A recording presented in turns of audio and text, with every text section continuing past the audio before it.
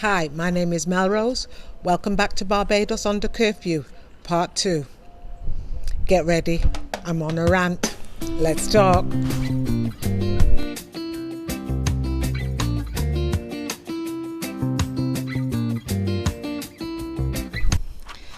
The Prime Minister, Mia Mottley, announced yesterday that the nation will be on a reset.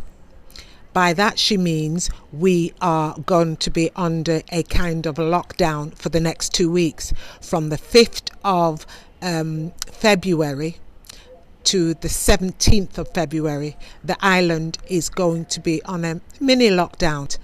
People are encouraged to stay home. She's going to give everybody a week to get their groceries and do other essential business, and from the 3rd to the 17th of February, the nation will be on a reset. The reason for this is that the coronavirus is now spreading into communities. It's described as a community spread. So what she's hoping, if everybody stays home for this 2-week period, that will help reduce any more spread within communities. So she says, stand at your yard. The supermarkets will be open from 8 till 3 in the afternoon. The supermarkets will be closed on weekends. The only places that will be open are places like the petrol station, the chemist, and 1 or 2 other places. Construction will stop, so guess who that affects? And I'm worried, selfishly, for 2 reasons.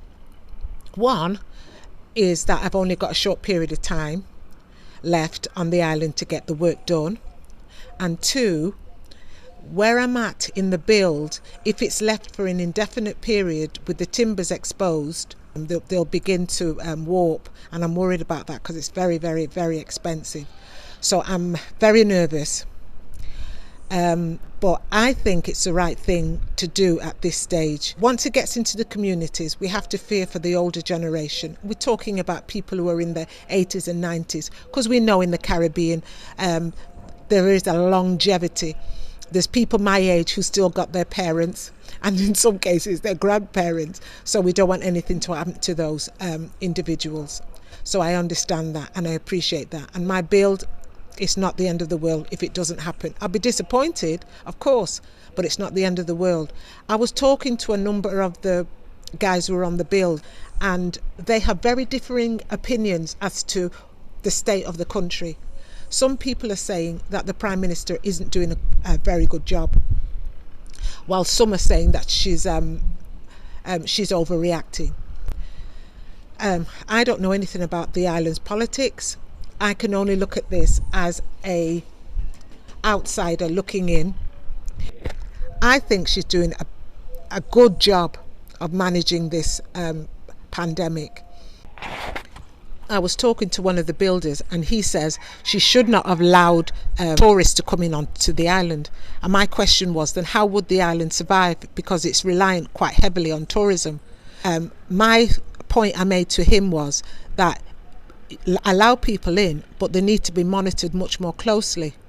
I suggested to him that what she should have done, and this is my only criticism, she should have allocated maybe 3 or 4 hotels that are run just like the government facilities, where there's proper security. People can't just hop over the fence and go and come back whenever they feel like.